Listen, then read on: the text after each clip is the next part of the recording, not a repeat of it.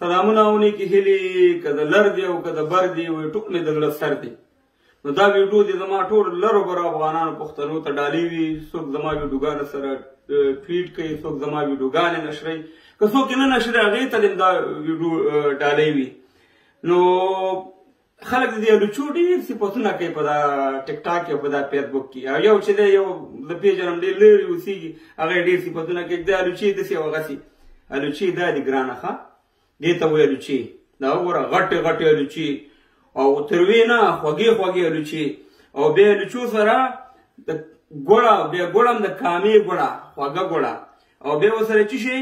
بیا ورسره سمتري، دې ته سمتري وایي. سمتري کېدای شي بعضې مونږ هم دا نوم ډېر په مشکل ادا کړی دی پخوا په تاسې او سمتري. کله به چې ودونه شو، کله به چې کوژدنې شوې، نو د شاهو په سر باندې بیا دا شیندلې. نو دا ټولو تاسو سره ډالۍ وي. خوشحال آباد اوسئ.